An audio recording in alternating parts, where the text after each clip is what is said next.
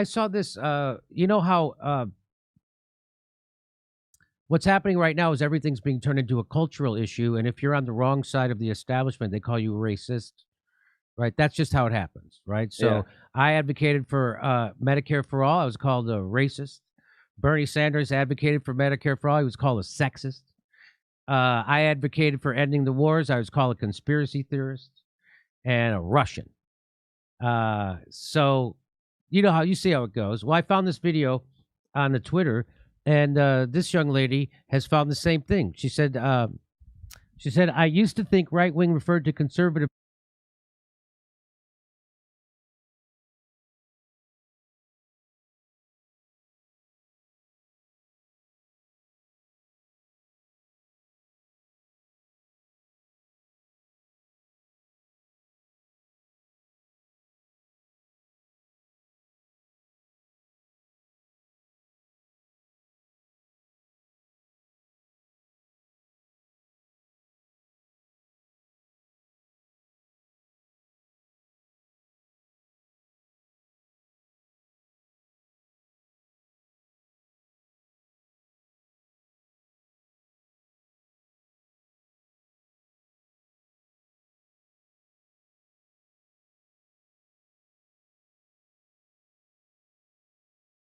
So I saw this. You know how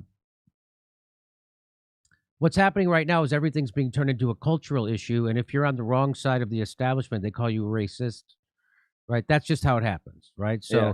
I advocated for Medicare for all. I was called a racist.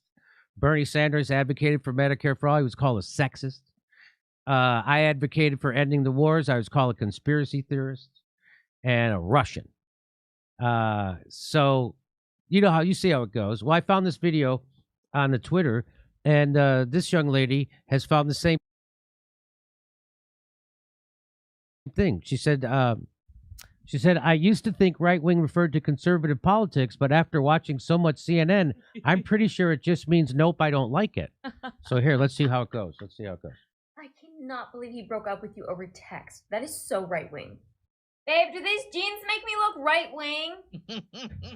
Nape is so right wing. What? That is so right wing! Oh, so right wing. Ow. Racist.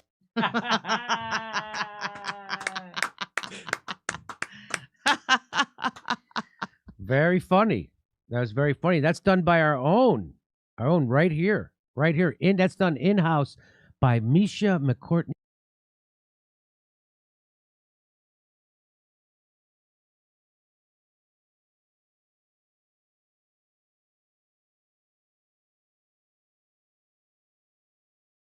Paulin. Is that how you say your last name, Paulin?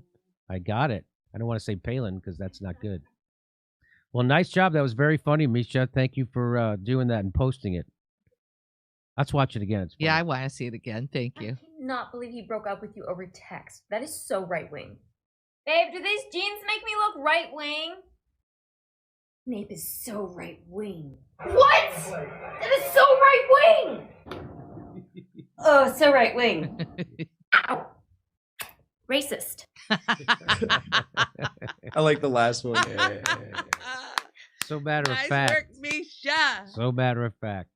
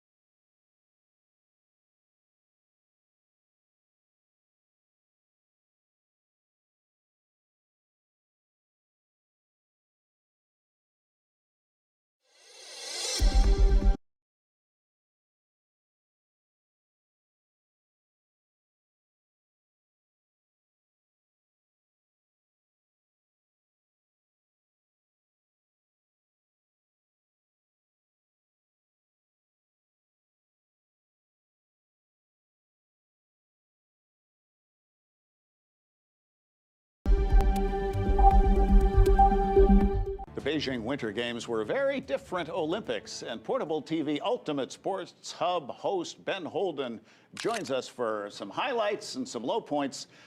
Ben, one of the first stories I was assigned when I came to RT in 2017 was the International Olympic Committee suspending Russia from the 2018 Games in Pyeongchang, South Korea, for state-supported cheating by athletes using performance-enhancing drugs.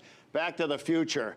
Again in Beijing, Russian athletes could compete, but not under their flag. No national anthem for winners, and there was a Russian doping controversy. There was, and you know, to be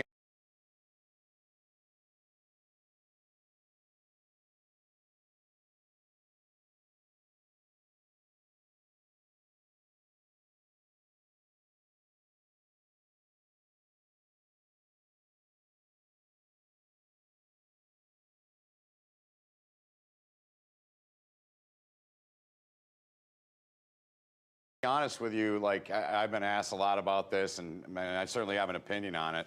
I mean, I know what happened was a tough watch on TV with the skater, but if there's banned substances and she tests positive or anyone tests positive for those, I don't think they should be able to compete. And then the fact that, to take it even further, Holland, the fact that had she medaled, there was no podium ceremony. I mean, that's not fair to the other competitors that have spent the last 4+ years competing in their sport. So from what I know, they were heart medications, something to do with that, but they're on the banned list. I don't think she should have been able to compete at all.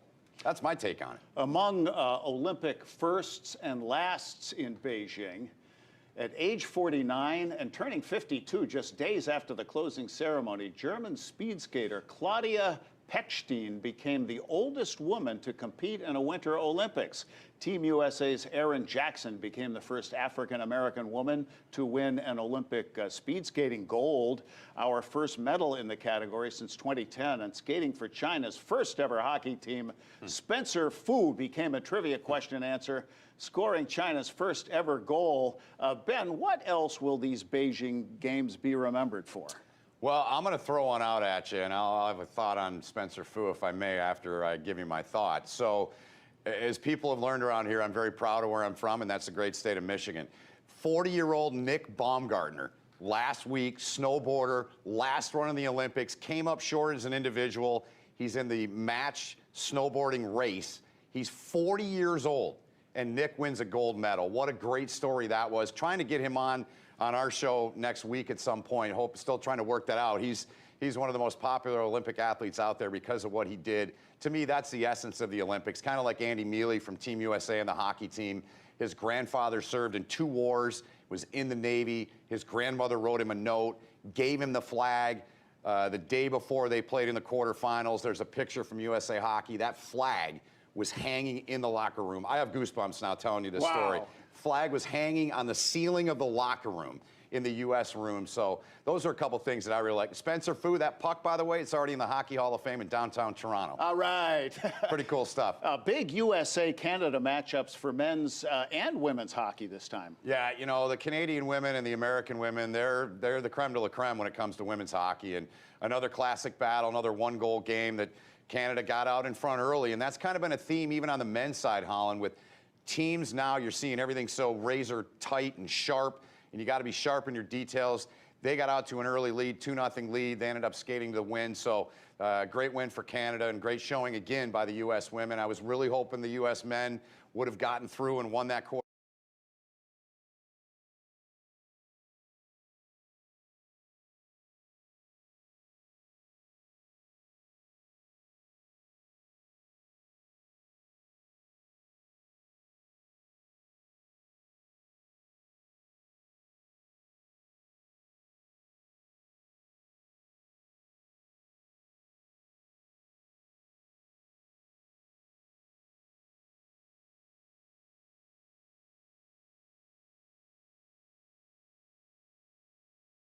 Quarterfinal game, but they come up short. But nevertheless, they had a good run in the tournament. So I look at it as, you know, not a success, but I think it was a good run for them considering They had 15 college players. That was my concern really with the U.S. men's team. I was impressed they went 3-0, but my concern was physically could they hold up in the end against some of these more veteran teams because they're full of pros, as we know, in the KHL and other leagues. Yeah, bigger, more physically mature players. It's not a knock on them. Right. They have 5 19-year-olds on their team, so it was a very young team that way, but nevertheless, that's the way it shook out. No National Hockey League players skated for Team USA. Next time? I think everybody were sorry to, if I can say, but I'm optimistic for the next rendezvous. We are with the Ultimate Sports Hub host Ben Holden, who calls the KHL games on portable TV. So, Ben, you're going to be seeing more of Russia skaters, many of whom were KHLers. What next for the players who did skate for Team USA? Back to the minors, back to college, and do they get a real good look from the NHL scouts as a function of this exposure? Some do, and there's one that plays for Slovakia, and that's Juraj Slavkovsky, 17-year-old kid. He really put himself on the map. He's going to be a top 5 draft pick. There's another young Russian that wasn't part of the Olympic team, Matvey Michkov. Remember that name. Those 2 guys are going to be top 5 picks. But the KHL guys, the playoffs get going on March 1st. We're going to have all kinds of covered on portable TV. There's Slavkovsky right there. Back Unbelievable on. talent. Yes. If you're familiar with the NHL, he's kind of like a Mikko Rantanen who plays for Colorado. 6'5", big body, great reach, physical, great shot, plays the game hard and fast. He's going to be a star down the road. But the KHL guys will get back with their teams. They'll get a little bit of a respite, and they'll start getting it cranked up for the playoffs. I'm actually going. Okay, so yeah, well, you didn't hear it all. Now that I got it all actually, hey, and yep, you're over here too. Okay, so now I got people on both ends. It's after midnight. People are here, and it's actually connected, so you can actually fucking hear me. All right. So yeah, I was trying to say, guys, doing this Olympics wrap up, and then after this, we got our CIA Dem takedown.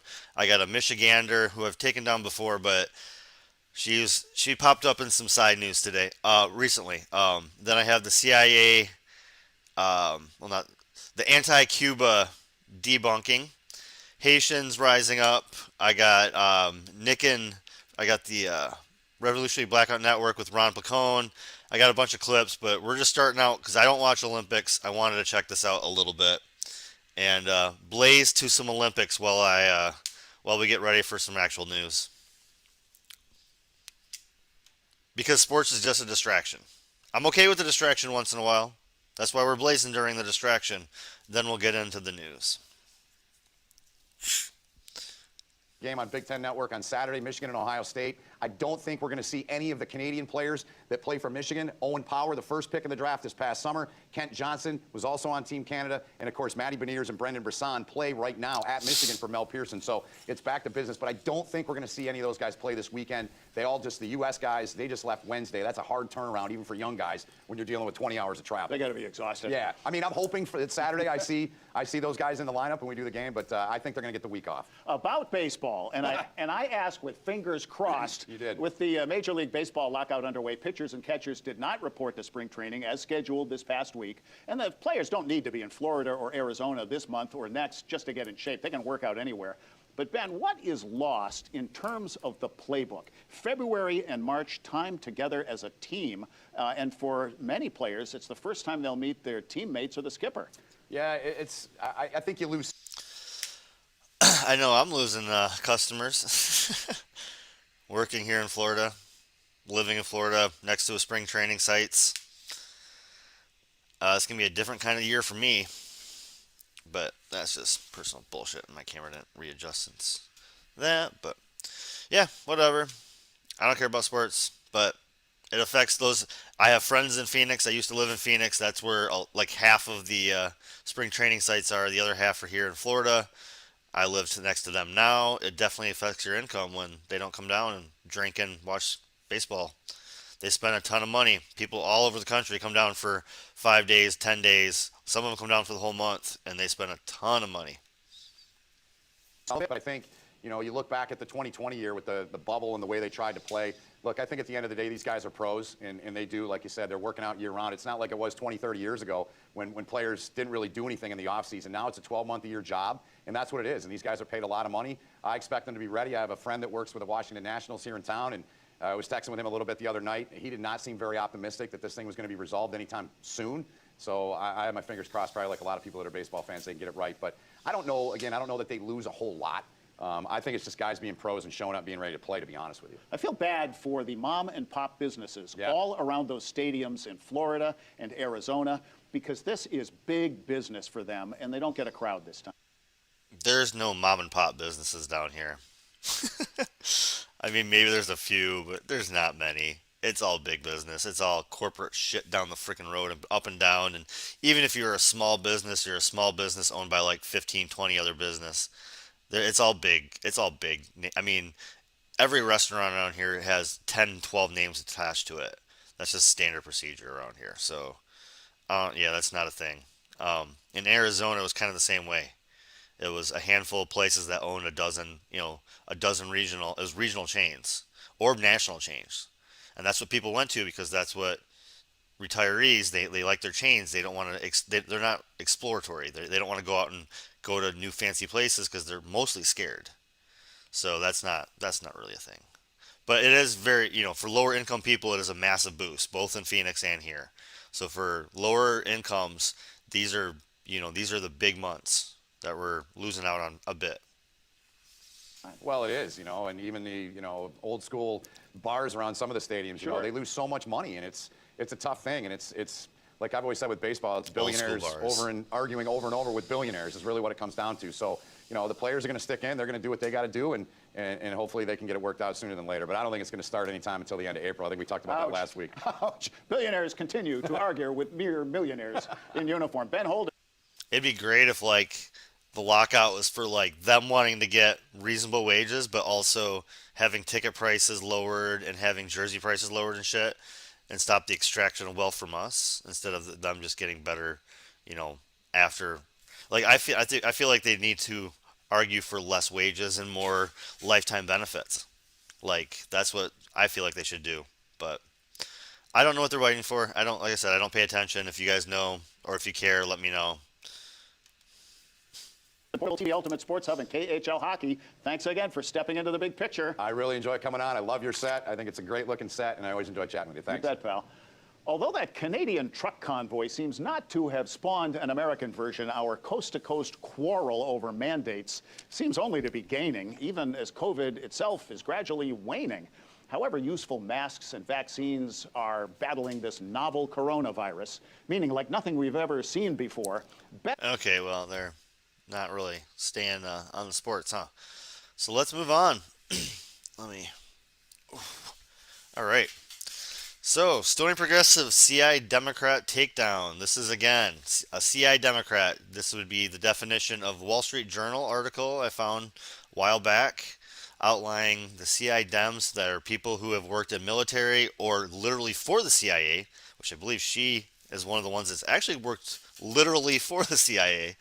And I like to look her up because I have family in her district. I literally have family in her district. I have family in Michigan, all over Michigan, and all over the country, really. But let's just go ahead and say Michigan is how to concentrate. Now, this is the Lansing to Detroit area, the north, what you'd call the northwest Detroit. It is a very, very populated, but still kind of spread out area, and it includes Lansing and East Lansing, I think, maybe even. So it's a broken up area. And if anybody wants to contact her, her office number 202-225, like all of them, but her extension is 4872. And let's give her a look over here. It's been 4 years. I didn't even look back at her because I just remember her. I actually got into an argument with somebody because they said she's such a good person on when she speaks. I'm like, that doesn't mean anything. And they're like, she previously worked for this. God damn it. I love it when I glance over it and I already see it. So Elissa Slotkin, Democratic Party, is a member of the U.S. House, representing Michigan's 8th Congressional District. She assumed office on January 3rd of 2019, which means I did a Stony Progressive for her, and probably 4 years ago. Yep. Yeah, so she is running for re-election, of course, but now it's the 7th district because of the changing of everything after the 2020 elections. They re-gerrymandered everything, so now she's in the 7th district. That's gonna be the new district.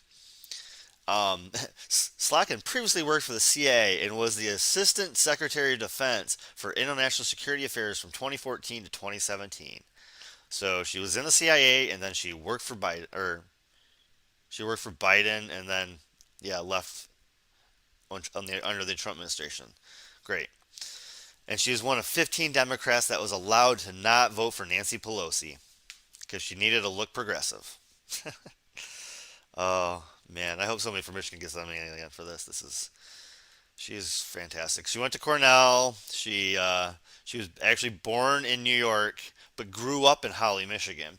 So somebody was trying to tell me like, oh, you think she's just a stooge because she was born in New York? I'm like, that's not why I think she's a stooge. I think she's a stooge because she went to private school. She went to Cornell. She went to freaking like, she she's worked for freaking Barack and then served under President W. Bush's security team. So she's worked for Barack and W. Bush.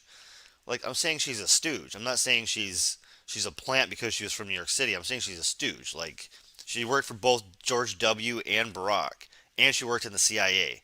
And guess where she's on? Oh, House Committee of Veteran Affairs, House of Homeland Security, House Committee of Armed Services. Because she used to work in the CIA. That's where we put them. We put them in Congress and we put them in charge of the things they used to oversee. It's all, yeah. All right.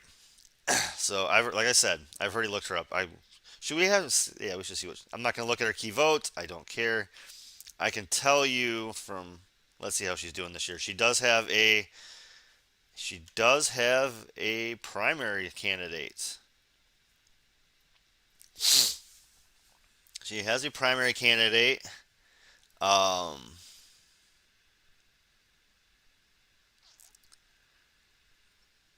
should probably go ahead and throw this in like the comments or something later. I don't know. I know nothing about them. I'm going to leave them on there so I can look them up later. Because maybe their candidate is way better. Because you can't be much worse. Like, I don't want to say I support this person just because they're going against a CIA dem. That's way too general. But I want to look that person up now. I'm going to look them up. But you always got to kind of look at their money, see where they get their money from. Democracy Engine, that's a super PAC for the Dems. I mean, just hidden money from the Dems. She's gotten a lot of money for only a couple of elections. 20 million. This is her third election cycle. 20 million already. That's a lot of fucking money. She's only spent 15 million of it. She's currently holding on to 5 million for this next election. That might get pumped into some closer races because she's living in a pretty blue area for the most part. See, that's just always the worst people. Michigan State University, that's kind of hidden money.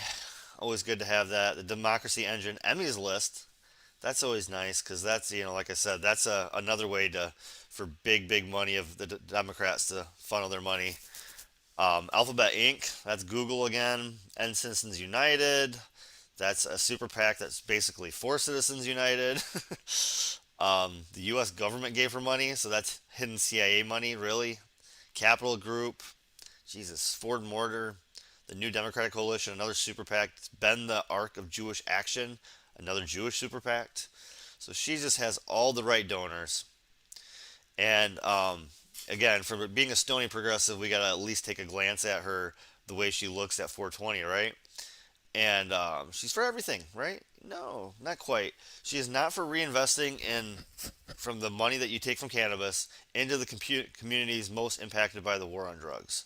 She is not for sending that money to other places, mostly because she lives in rich elite communities and she doesn't want their their dispensary money going out of town. I don't know. That's how I look at it. Because she's okay for everything else, like a Democrat's supposed to be. And she's one of the very few Democrats in her state that actually is against anything. Like all of them are 7070. Republicans are against, Democrats are for. And that's how the state usually looks, except for her and Debbie Dingle. Guess I have to look at her next too, huh? That's a fun name. I haven't actually heard this again. I looked her up 4 years ago looking her up today, and I haven't heard her voice in the last 4 years since I looked her up today. Or yesterday, when I look her up. But yesterday. I looked her up yesterday. So I haven't heard As a her voice Democrat since from the yesterday. moderate wing of the party, it's Elissa Slotkin of Michigan. Congresswoman Slotkin, welcome back to Meet the Press. Thanks for having me. Look, you're one of, let me get my numbers right here, 7 House Democrats. There's just Really? 7. Shows you how polarized we are. Representing a district that Trump won in 2020. Yeah. I want to show you some numbers from independents that we saw on President Biden.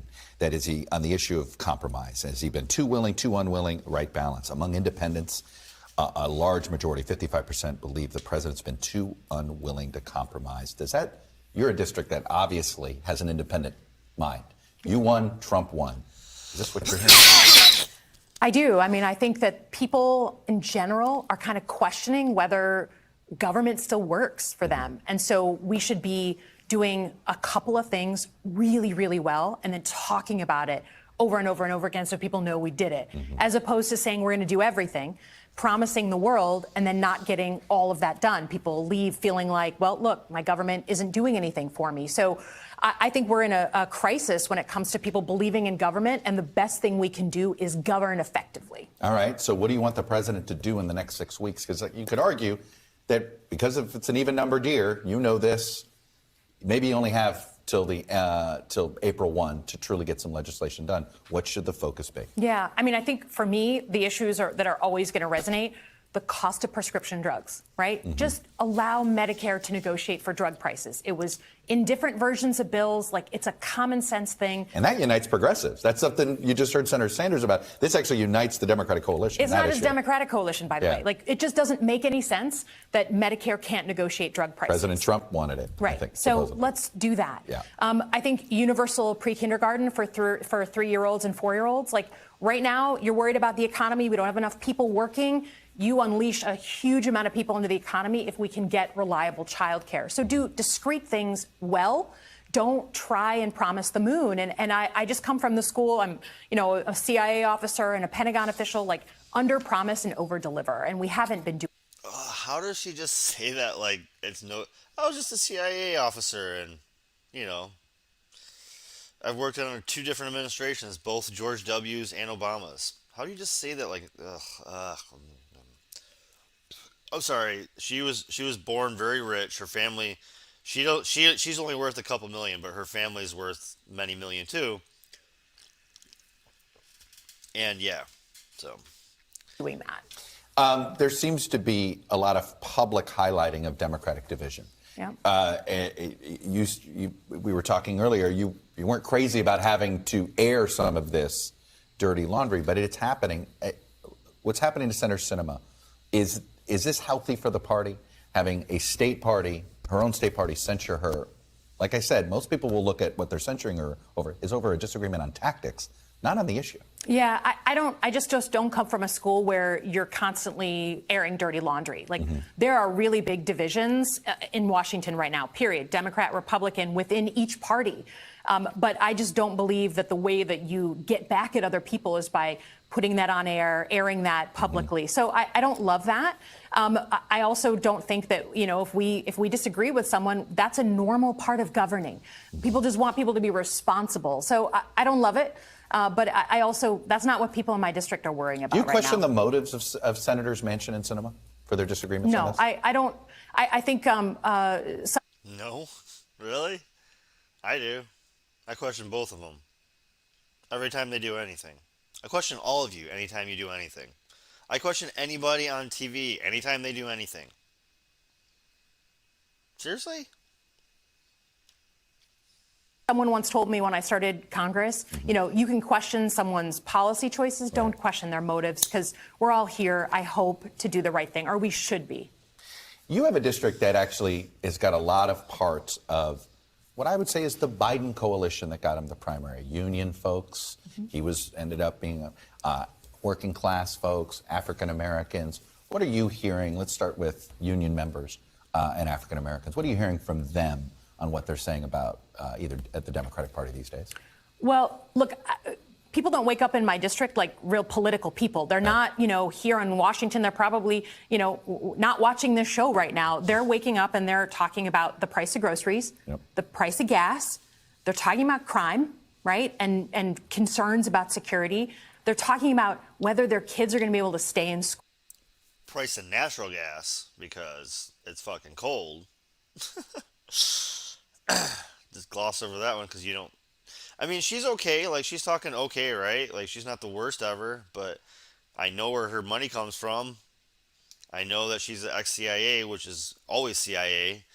Ex-CIA means always CIA. So I don't trust her. She's saying okay things. Maybe she was taught to be that. Maybe that's how she actually believes. But she was, yeah, I mean, we'll take a look at her incumbent when I get a day off. Not her incumbent, her primary competition. Those are the things that people are talking about, and I think that's, in my mind, what the White House should be laser focused on. And I get it. There's a big coalition. We got a lot of people that are interested in a lot of different things. But in my mind, like, where's the war room on the cost of living, right? Where's the task force on inflation? Where's the energy around that? Because that's what everyone is talking about when I sit down with them. And when it comes to COVID, we know for everybody. When I sit down with them, so she has little sit-downs with people. She actually doesn't have a clue what's going on. Because that would make sense. At least then again, at least she's talking to people. You don't have to agree with everybody all the time. If I don't agree with her on her basic talking points, I guess that's something. But I know better to look at their money. When you look at her money, it's not good. And when I know that she's ex-CIA, that just, nope. Nope. The wet blanket. For different reasons, it's the wet blanket. Yeah. Is there anything the administration can do more proactively on COVID, or is the fact that it looks like they're taking a little bit of a step back the right call as far as the politics of COVID is? You know, if we could, I would say let's kind of enter a new phase on COVID and keep our kids in school, keep our businesses open, focus on keeping our world open. But our hospitals are like war zones right now, right? We don't have enough subs when our teachers get COVID. So we can't forget about it. We can't change and sort of say that's not our business when the institutions that hold our communities up. Should that be what Congress is focused on right now? A little more, is COVID relief going to be necessary? What's happening? I mean, school bus drivers, but it's not just that. It's across the board here. Should Congress step in here with more relief? I mean, honestly, the COVID relief, at least in my state, that we passed back in March, is sitting in the bank account of the state of Michigan. The state of Michigan has like literally $4 billion. Should they be using this for substitute teachers? Yes. Hello, yeah. Michigan State Senate and state senates. Like, move, get off your duff, get that money out so that we can pay more for subs in our schools, so that we can get more folks, nurses and doctors. That I don't know that we need another package because the Michigan is also holding on to the Flint money water still, and they're slowly just dwindling it away to freaking like corporate friends and giving it away to consultants and shit. Like they've been dwindling that money away by not doing anything. So it's that's exactly right. 99% of them are not good at all. And that was kind of the point. That's why I want all incumbents out. I don't think there's any incumbent in there that I'm excited about. People ask me who. I literally have somebody that constantly asks me who do you like? Who do you like? It's like I don't like any of them right now.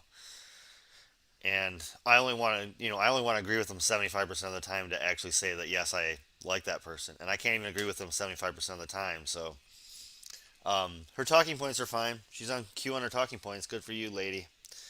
I'm definitely going to look up her that primary candidate and give that a shot, but that is going to be for another day.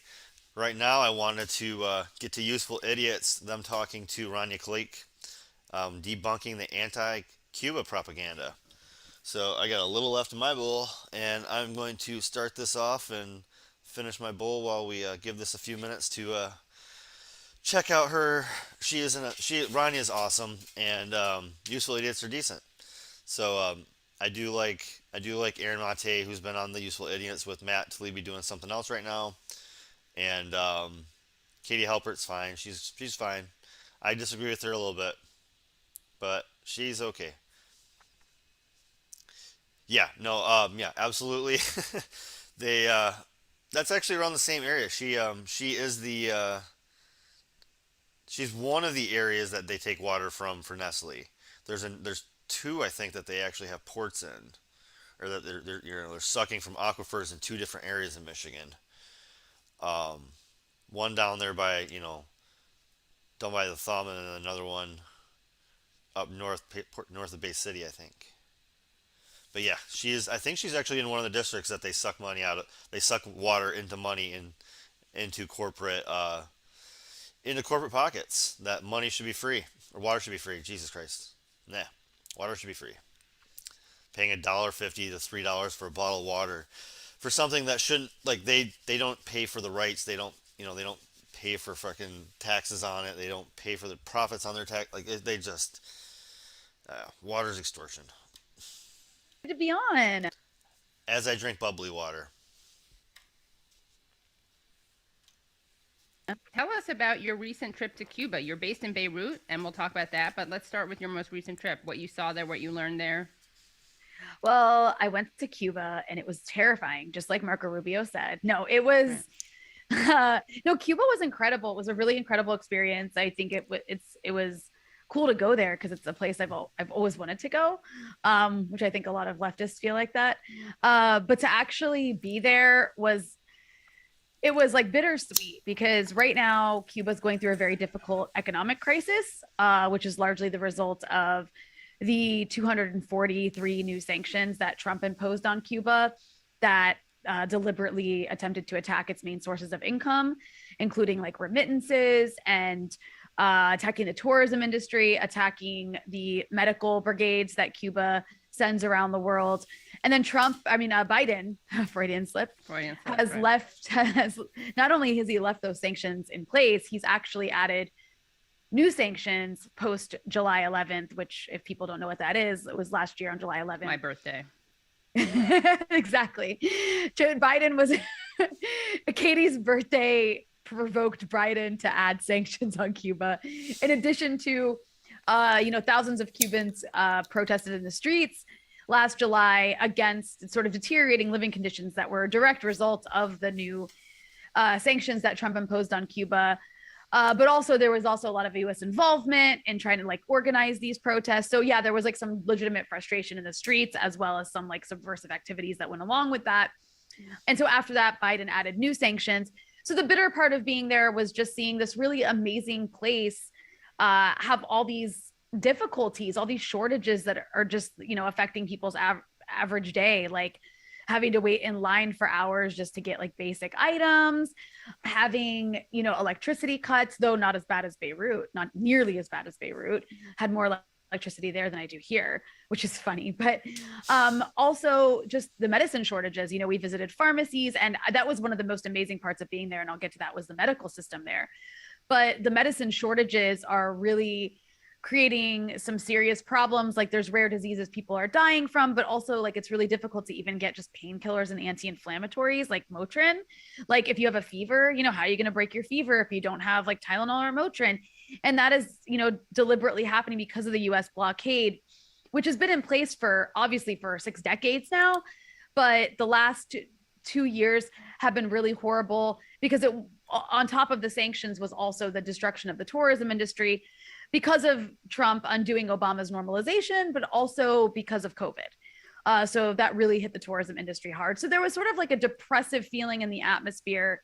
You go to restaurants in Cuba, and the first thing a server will do is tell you what is on the menu, like as in like what is available that's, an option on the menu. So it's not like people are starving. It's the government is definitely mitigating the worst impacts of it. And I would say because it's a socialist government, it's managing to mitigate the worst impacts of it because of that, unlike some other countries like Syria is having a way more difficult time dealing with sanctions. And so is like Venezuela for different reasons. But anyways, that was the sad part. The cool part though was, Cuba's amazing. Like everyone there is so politicized and so like, and just so anti-imperialist, so socialist, so educated, and their medical system is what was, I think, the most amazing part of being there. Like we went to these clinics that are free. Like they have this layered system of preventative care in Cuba where every neighborhood, like per like 1,500 people, there's a doctor. in your neighborhood who you see from when you're from when you're born. And this is a doctor that you can go to with any ailment you have. These doctors, it's like a neighborhood doctor who takes visits in their home, basically has a part of their home devoted to like that service. And this is like the first layer of care. And for people who are disabled in the neighborhood or who are elderly, they actually go out and check on them every few days. I actually went on some home visits and they just like take their vitals. So there's they're really focused on prevention. But like if there's something wrong with you that this neighborhood doctor can't help you with, then you go to the public clinic, right? And that's also in your neighborhood. And this is where you can go get like diagnostic testing, x-rays, get your blood drawn, whatever. If there's a rehab facility, if like you have, physical therapy, it's kind of like that sort of, half hospital, half clinic. And it's free, completely free. And then if they can't help you there, they'll send you to a bigger hospital. If they can't help you there, they'll send you to like a specialist. But it's this really holistic way of dealing with medicine where medical school is free, medical care is free. And the people who serve who as doctors, like it's considered like such a big honor to be a doctor. Like the way in the US we'll be like, thank you for your service to like a soldier. Right. In Cuba, that's how they are with doctors. And it's really incredible to see, and with nurses as well. And so just having grown up in the US and dealing with the medical system there where you're just like scared to go to the doctor, that was, because you don't want to go. Exactly. So much so. You don't go to the doctor for anything. Bankrupt.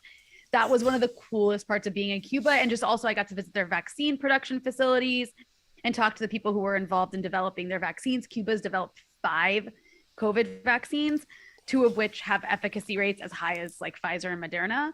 And 90% of Cuba's population is vaccinated without a mandate, which shows you the level of trust there is in the public healthcare system there and just the government in general, unlike in the US. And they were able to vaccinate this many people, but they were prevented from doing it sooner because the US blockade prevented their ability to get raw materials for certain vaccine components. So their production took longer than it should have. Right? For what? Syringes. Yeah, syringes. Yeah, there was a syringe shortage as well because basically Cuba, the blockade prevents Cuba from being able to purchase anything that has 10% or more of US materials in it. So if something has like a component in it that is from the US and it makes up 10% or more of the product, you cannot sell it to Cuba or you will face financial penalties as a company. Jesus. In addition to that, any ship that docks in Cuba cannot dock on. I was saying Jesus and ready to shake my head in complete disbelief as I'm watching Aaron shake his head in complete disbelief. Oh, I'm glad my reaction is the same, Aaron. That actually makes me feel really good right now. Okay. Whew. That gave me a second win. Having the same reaction as Aaron gave me the second win, guys. All right. And US shores for 6 months, even if it was delivering like humanitarian aid. And I mean, the US is like the biggest, it's the biggest market in the hemisphere. So like that, it doesn't make sense as a company to stop in this little tiny island nation of 11 million people to ship products and then not be able to go to the US for 6 months. So but this has been in place for 6 decades and Cuba's found ways around it, but they're going through a really difficult time right now just because it's gotten so much more restrictive and so much more severe. And despite the fact that he ran I have to say, along with General Strike, one of my long-term is end all sanctions. We need to end all sanctions. All sanctions need to be ended because there are no actual sanction bills that are written to just hurt Putin or just hurt a couple rich people. They always end up hurting 99% of the lowest 50%. And that's what it does. It's never, it's meant to put on political pressure. It's meant to hurt the average person so they will put political pressure on their leaders. That is what it's meant to do. It is not meant to actually hurt the rich. It is meant to hurt the average so the average will push pressure on their political leaders. That's it. Doing some of the most disastrous aspects of Trump's policy towards Cuba, which was, by the way, designed by Marco Rubio and John Bolton.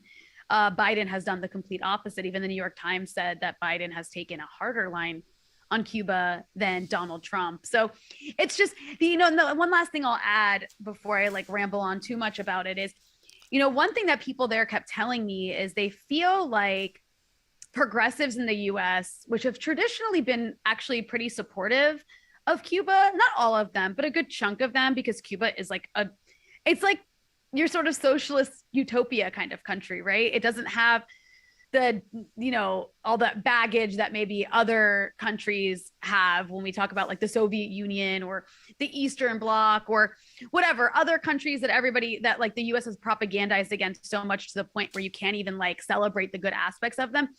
Cuba is that really like kind of beautiful socialist model that a lot of leftists in the US, at least traditionally, have like looked up to. And so one thing that people who interact a lot with the US or with people in the US have said is they feel like that support has been waning in the last 10 or 15 years. One person even told me they can't even get like a meeting with AOC. They can get a meeting with Republicans in Congress, but they can't get a meeting with AOC. And they didn't blame her for that. They blamed the climate in the US. Like if AOC were to meet with anyone affiliated with Cuba, she would be immediately targeted with like attack ads. Whereas Republicans are more willing to meet, like just to even talk about like the visa process for Cuban Americans, for example, things that aren't even related to like other aspects, just basic things that like you would need to do for your own Cuban constituency. She like won't even meet about that, or her people won't, because they're so terrified of touching Cuba. So that was something that was like reiterated to me by quite a few people, is they feel like they're losing the propaganda against Cuba inside the US domestically. I can't believe we haven't cut back on sanctions on them completely. Like, how did that never become a thing? I didn't realize Trump had ramped them up. I guess that had, with all the 24/7 news cycle, that had got pushed back, that he had even ramped them up. That's horrible. That's kind of, I can't, has worked on a significant portion of progressive Americans. Same with Venezuela, where, like, I remember when Trump launched this coup to oust Maduro and install this puppet, Juan Guaido, the prevailing progressive democratic narrative was not like, we oppose coups because we don't have the right to destroy a foreign country with an economic blockade and try to choose their leaders. The message was, we're against military intervention in Venezuela. But it's like, that wasn't the issue. The U.S. was not going to invade Venezuela. The issue was the coup. And they couldn't bring themselves even to just forcefully and principally denounce a coup. And I think eventually some people came around to it. But it's just, it speaks to the power of the Florida lobby, right? The exile lobby in Florida. Even though Democrats have they've lost Florida many times now. So I don't know what. And they're not going to get it back. Not going to get it back. So, and other factors too, including Russiagate, I think. But that's another story. But it's crazy. I wanted to ask you, you met Americans who are studying to be doctors inside Cuba, right? Yeah. So there's the Latin American Medical School, or ILAM, as they call it, which is kind of famous. It's this medical school in Havana that is free. It has students from 92 different countries. All of them are developing countries, like students from, African countries, from Middle Eastern countries, including Palestine, students from Asia, students from across Latin America, right? And it also accepts students from the US, from low income communities in the US. And you get medical school totally for free. And I actually wish I had included this in the video that we made about this, because so many people asked afterwards. But yes, the education that American students receive at this school does count when they come back to the US. It's accredited. They can practice medicine. It's accredited through some university in California. So it's considered legitimate medical school education. And the women we met, it was all women that we talked to. I think there was like one guy, there was like 9 Americans studying in this particular class of second-year students.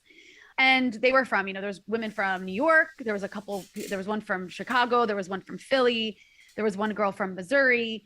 Almost all of them, except for one, were Black, which I thought was interesting, because that was one thing I saw in Cuba over and over, is a lot of the medical professionals I met were like Black women, which is like Cuba has a pretty big Black population, because of the history of slavery in Cuba, which is not that different from what happened in the US. But there's still issues of racism in Cuba, obviously, that exist anywhere you have racial differences, but they really have tried to eliminate the barriers that existed for people of African descent in Cuba. And while it's not perfect, it's like kind of utopian compared to the US. Like in the US, if you have a doctor, you're probably going to end up seeing a white guy. In depending on which neighborhood you live in, of course. But in Cuba, it was like everywhere we went, it was just like women and Black women. And it was, it was just like a different experience. But anyway, so these Black women from low income communities in the US go there and study for free. And it's really useful for them. They could go to medical school in the US. They didn't go to Cuba just because it was free, but it was part of it because in the US, you come out of medical school in such a huge amount of debt that unless you have rich parents, you're sort of forced to like pick a specialty that makes a lot of money. So you can pay back the debt. Otherwise, who knows how long it will take. And so in this case, or anesthesiology, for instance, or dermatology, that's another big one. But yeah, exactly. No, anesthesiologists make it. Electives, risky electives, risky electives are where the money are. That's why there's whole wings of places devoted to electives and dermatology instead of emergency facilities. Also, cancer is very profitable now too. You got to have a cancer wing, some sort of selected cancer wing. Crazy amount of money, and all they do is like inject you. And radiologists just look at pictures. That's all they do is and it's important. It's important, but I don't know why that's like, I don't know why that is compensated more than say like being a family doctor or like an internist or whatever. So anyways, this basically gives these women the freedom to go back to their communities and practice medicine and maybe specialties that aren't going to make the most amount of money, but they're debt free. So they don't have to worry about it. So it's like really cool. And then they're also, one thing they told me, and anybody who wants to see this can go watch it at Breakthrough News on YouTube. These were great videos. Congrats. Thank you. And there's more to come. But the one thing that they said too, that really stuck with me was the fact that they also liked the way that Cuba one of the reasons they wanted to go to medical school there is they like the way they teach medicine. It's more holistic. It's more based on prevention. It's like more human based rather than profit based. And so they feel they can give better care that way. And so that was a really cool experience to see. Like the medical stuff, it's easy to say it, and maybe it doesn't sound that exciting when I say it. But when you grow up in the US, as I'm sure most of your audience is in the US, and then you go to a place like Cuba and just see how this poor country. I like watching, we mostly watch international shows here in this place, and Canadian TV or British TV, and the way they talk about going to the doctor compared to American shows, the way they talk about going to the doctor, it's so just polar opposite, different experiences. It's so weird. And it's like the way they talk about the doctors, it's just so casual, and I'm like, man, I would never even think about the doctor like that. And they just, yep, no big deal, let's go. And in and out, and you don't have to worry about paperwork. Like, that's like the first thing every American show is like, uh-oh, paperwork, here we go. So much paperwork involved in our system. That is poor because of the US, because the US has it under siege, spends all of its revenue basically providing medical care for everybody and education and free education for everybody. If even they can do it, it really tells you something about the US system, because everyone's always like, oh, we can't afford it because we spend all this money on war. But I'm not saying I don't want war to end, but actually the US totally could afford both war and healthcare. They just choose not to. They just choose to have a for-profit system that profits off of people getting sick. Right. Sonia, I've never heard you. So you are basically pro-war, but also that's what people are going to take away. Yeah, okay. Well, that's interesting. So that could be honestly, you can maybe attract more people, because maybe we're losing the pro-war crowd by being anti-war while we're also advocating for Medicare for all. If Cuba can do it, if Cuba can do it, surely the U.S. war state can. But no, obviously those two things go hand in hand, because the U.S. is a war state. It's a war economy. It's a military economy based on constant conflict and controlling the world and its resources. So by definition, you're never going to have a universal people first healthcare system in a country that literally profits off of destroying the world. Yeah. It's not possible. I guess I'm just speaking to those people who are like, how are you going to pay for it? And it's like, well, Cuba figured out how to pay for it. So that's not actually the problem. It's literally just that the US, and it's the only developed country. And also they don't have to worry about the whole money. America can just print its own fucking money. We printed it and printed it and printed it for every other reason on the planet. We printed it in 2008 to give to the banks. We're printing it now to give to Pfizer and Moderna and Johnson and Johnson. We're just printing it. Where do you think these COVID shot money is coming from? It's not coming from any particular place. They're just printing it. So we can print money if we want to. It's what they select to print the money for. That is the issue. That is always the issue. That doesn't, like, there's no, I mean, you're Canadian, Aaron. Like, I have family that lives in Canada, and I always tell my parents they immigrated to the wrong country. Like, if you were going to move to a settler colonial country, you should have picked one that at least was going to give me free healthcare. Yeah, I've been to Cuba 3 times, and under Clinton, under Obama, and under Bush. And I've always been so shocked about how many Black people and Black women you see in high up positions. Like, you see professors, doctors, politicians. Yeah. Like, I'm not trying to be like a class reductionist here in any way whatsoever, but I do think that there is absolutely something to be said about socialism being able to have a more equal system when it comes to giving people opportunities. And that's what's happened in Cuba. And that's why you see people of like African descent who are, despite the fact that there are still big inequalities that exist, they're not as big, they're not nearly as big as the US. And actually what people told me who are involved in working on this issue is that the US blockade actually makes it more difficult to deal with issues of racism, because the US blockade is like, if the most vulnerable communities are Black communities in Cuba, which is actually mostly the case, then if you're going to economically, materially ruin the country, those are the people who are going to hurt first and more. And so that's always been an issue that people are still dealing with till now. But like that said, I just can't, it's like the polar opposite of the US. Like, everywhere you go, there's people who are in positions of power, and not in like a fake way. Like in the US, it's like a fake way. Symbolic it's like right. It's like an actual, it's not just because, oh, we're going to like give a quota to this many people. It's because there's actually opportunities for people across like the spectrum, both. And I'm talking gender equality too. Like, I was also impressed by the number of women I saw in positions of not just power, but like at the vaccine institutes. Like, the head of the COVID task force in Cuba is a woman. And that was really cool to see. But it's like, also when you talk to these people, what I thought was so cool, especially about the scientists and doctors, is how politicized they are.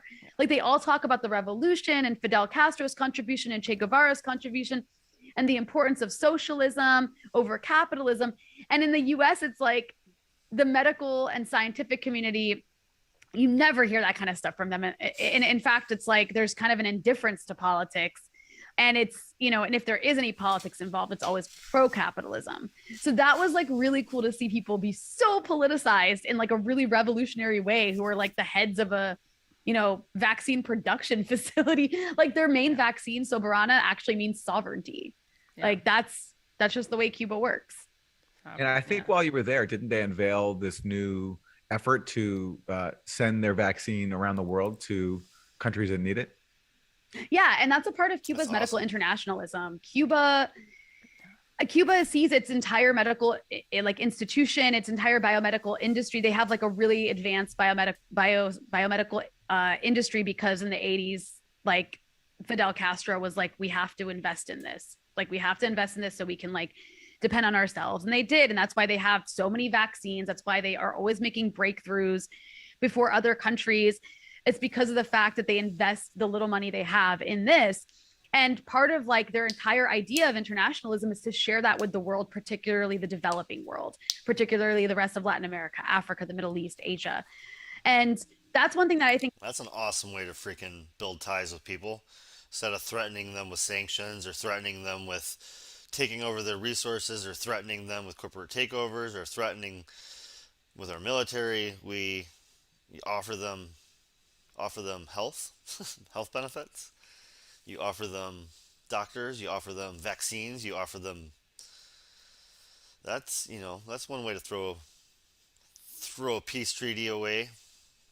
It's really unique about Cuba. And they have these medical brigades that they send around the world to really impoverished areas that offer medical care to people in places that literally have never seen a doctor in their entire lives, right? Like really rural parts of Brazil and Venezuela and Bolivia. And you know, the Trump administration made an effort to attack the medical brigades. They even pressured Ecuador and Brazil to kick out the medical brigades. And what they say is that Cuba is human trafficking doctors, that these doctors are actually slaves, because in some cases, depending on the country, Cuba actually makes revenue off of the medical brigades. Like countries that are able to pay, like the Brazilian government would pay a stipend to the doctors, who would actually make more in Brazil than they do in Cuba, by the way. And then they would also pay a certain amount to the Cuban government for facilitating these medical brigades. Makes sense. And so the U.S. was like, oh, these are like, this is human trafficking. These are slaves, without any evidence. And so anyways, this is also meant to like discourage countries from accepting the help. And we're talking about countries that if they don't accept the help of these brigades, the people who are getting the medical treatment will literally not have access to another doctor. So Ecuador and Brazil push out these doctors at the behest of the US, and then the Bolivian coup happens in 2019. And the first thing Janine Áñez did, one of the first things she did when she took over as like the fascist coup leader in Bolivia, backed by the US, was she kicked out the Cuban doctors. And she kicked them out under the auspices that, oh, they're spies, they're spying for the communists. That's what they'll say in Venezuela. They'll say that Cuban doctors are only giving medical care to people who vote for Maduro. But anyways, I actually interviewed I'm being reminded I should. So again, this is Aaron Mate, Katie Halpert, Ronnie Kalia. Useful Idiots is Aaron Mate and Katie Halpert. We've been watching this for a while now, so may have some new joiners. And Ronnie Kalia does great work. And I can't exactly. I think you just got to follow her, but she does great work. Definitely worth a look over and checking her out. Independent. a lot of doctors knows in Cuba. I think she used to work for RT or Telesur or something, but she's been independent for a while. We interviewed a doctor who's in the Henry Reeve Brigade. The Henry Reeve Brigade was formed after 2003 when Fidel Castro offered to send this basically like a group of doctors to New Orleans after Hurricane Katrina to help provide medical care for people in this like disaster zone. And George Bush rejected it, of course. And so he was like, we're going to start like basically a special operations force of doctors that goes to disaster zones free of charge. They're called the Henry Reeve Brigade. And they did. They sent them to Haiti after the big earthquake. Haitians love Cuban doctors, by the way. They sent them to Pakistan after a natural disaster there. And one of the guys I interviewed actually went with the Henry Reeve Brigade to Italy after the big COVID outbreak in northern Italy back in like March or April 2020, whenever that was. So I asked him, I was like, are you a slave? Are you a spy? Like, how do you respond to these allegations? And the guy laughed at me. That interview eventually will come out where like, we've got a lot of content we're working on, but he said something really funny. He was like, first of all, this is totally voluntary. Like, I'm not a slave. But second of all, like a spy, like I don't, there's no time to spy. Like, even if I wanted to spy, no one has time. Like, we have way too much to do when we go to these places. So I thought that was funny because he had like a sense of humor about it. That's but great. anyways, it's just absurd. And the Democrats, particularly Bob Menendez, he's a Democrat, right? Yes. Like one of the most hawkish ones. Yeah. Like, well, still, this is like one of his rallying cries is he's like, these Cuban doctors, we can't like telling South Africa to kick them out, please. Because by accepting these Cuban doctors, you're accepting Cuban regime slavery and just BS like that. It's so gross. Oh, And It's is so gross. such a monster. that's fucking crazy. All right, well, she had mentioned Haiti a minute ago, and that was going to be the next segment, so I wanted to segue here as close as we could, and there's only a few minutes left, so that's, again, Useful Idiots, always worth a check out. They're great, especially Aaron Mate. He is fantastic. But, yeah, I wanted to check out this from Jimmy Dore. I started the segment with a very short clip of started the day when nobody was around with a very short clip from Jimmy Dore. And I wanted to continue with, actually, we should probably show it again with everybody here, huh? But I got a handful on both platforms. So, yeah. But let's check out this Jimmy Dore clip now that we're about as our halfway through clip here. Hey, look what's happening in Haiti. You know, Haiti, that the Clintons really screwed over hard. Yeah, they did. Now their factory workers are in Haiti go on strike, demand higher wages. You remember Hillary Clinton was over. She went down there and, like, forced them to, like, they were trying to unionize and stuff, and she went down there to Secretary of State and helped force them into basically like slave wages for like the next handful of years, and just made life miserable for those people. They're fighting for the minimum wage to be lowered. That's what Hillary Clinton did. She made sure the minimum wage in Haiti was lowered, ladies and gentlemen. So now they're on strike. Police fired tear gas for a second day Thursday in attempts to break up protests by striking workers demanding pay increase at an industrial park in Haiti's capital. The workers employed at factories that produce textiles and other goods said they make 500 gourds, or $5 a day, for 9 hours of work, and are seeking a minimum of $15 a day. Their demands come as Haiti has seen a sharp rise in inflation. Yeah, well, poor people can't do anything with this miserable salary, said Similian Luxcalan, one of the workers who joined the protest near the international airport in Port-au-Prince. Strikers used burning tires to block a main road, and police tried to disperse the crowd with tear gas, but demonstrators persisted, ultimately gathering in front of the industrial park that employs them and was shuttered on Thursday. So cops are going to, again, cops are cops no matter where you go. Cops are there to protect the oligarchs and their property. They're not there to protect people or their freedoms. Yo. Okay? All right. Telemark Pierre, another factory worker, said salaries haven't been adjusted in 3 years. He said the workers spend 200 gourds a day on transportation alone and said their salary doesn't cover basic needs. He said workers will protest again next week if they don't receive an increase in wages. The Haiti sweatshop uprising. So they get paid $500 a day right now, and they're spending $200 of that on transportation to and from work. That's not livable. Continues. These workers are packed in factories where they sew tens of thousands of garments daily for $4 for American retailers such as Walmart, Target, JCPenney, Gap, and Canada's Gildan Activewear. They're finally saying enough is enough, and here's a video of it.